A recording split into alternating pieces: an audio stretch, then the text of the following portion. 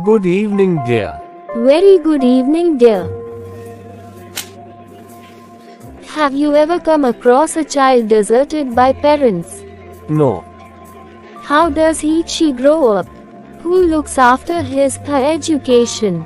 I can't imagine it also.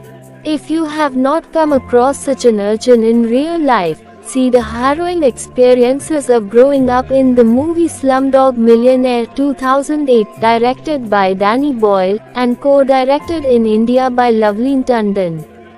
It is an adaptation of the novel Cure 2005 by Indian author and diplomat Vikas Swarup. Let's come I tell you a story about this. Please tell me the name of the store. Standing Up for Yourself. Yevgeny Yevtushenko is the writer of the story. Let's start. Please watch video till the end to know the whole story. And requested please like, share and subscribe our YouTube channel to stay connected. Press the bell icon and on all notifications.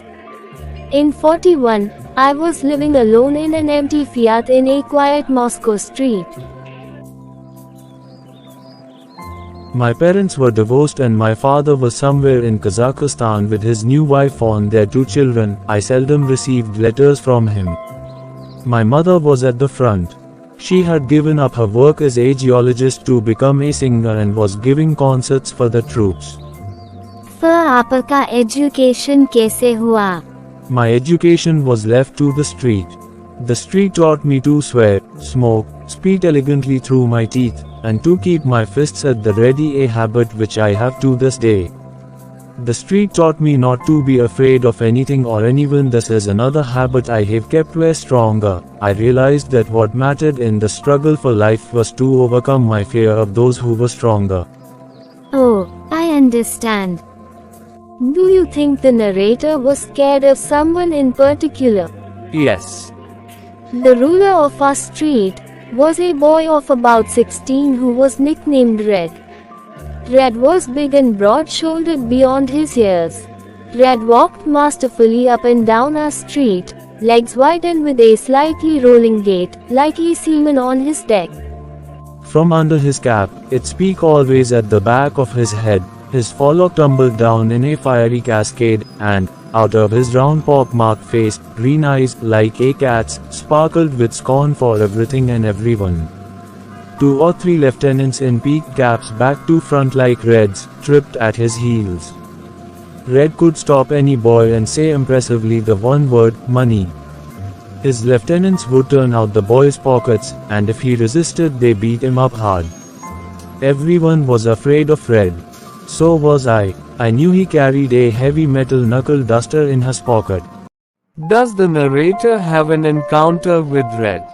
Prashanvachik Chinha. How many times did he come across Red? What was the outcome of his encounters with Red? Please tell me what's happened after that. Oh, let's so. I wanted to conquer my fear of Red. So I wrote a poem about him. This was my first piece of journalism in verse. By the next day, the whole street knew it by heart and exulted with triumphant hatred. What's happened after that? One morning on my way to school, I suddenly came upon Red and his lieutenants. His eyes seemed to bore through me.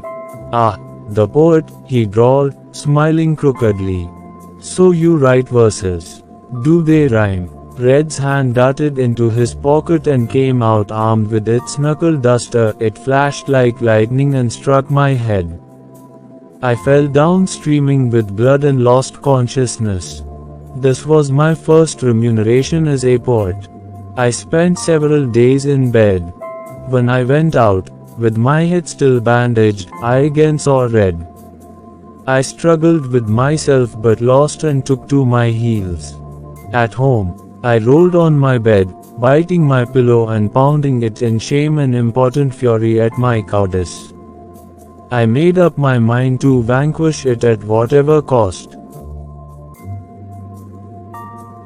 Fear of Red, or his cowardice, which was more important for the narrator to deal with. What method did the speaker choose to deal with his fear?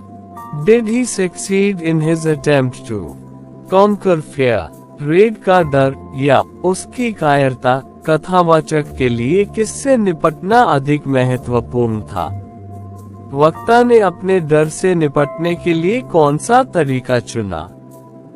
क्या वह भय पर विजय पाने के अपने प्रयास में सफल हुआ? I will tell you everything. I went into training with parallel bars and weights. After every session, I would feel my muscles, they were getting bigger, but slowly.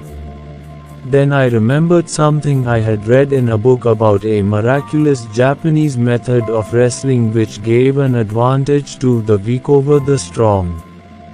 I exchanged a week's ration card for a textbook on Jiu-Jitsu. For 3 weeks, I stayed at home, practicing with 2 other boys. Then I went out. What's happened then?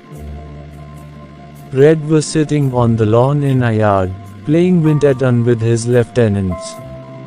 He was absorbed in the game. Fear was still deep in me, urging me to go back. But I went up to the players and kicked and scattered the cards. Red looked up, surprised at my impudence after my recent flight. Oh.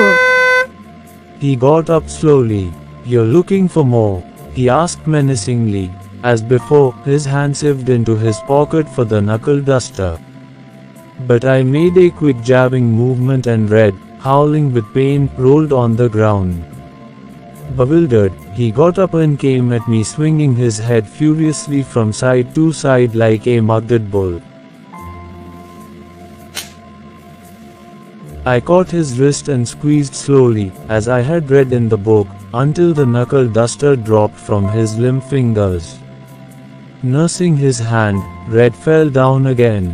He was sobbing and smearing the tears over his pock-marked face with his grubby fist.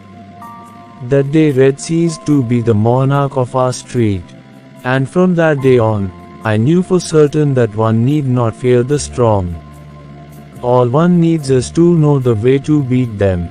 For every strong man there is a special jujitsu. What I also learned on this occasion was that, to be a poet, I had not only to write poems, but know how to stand up for them.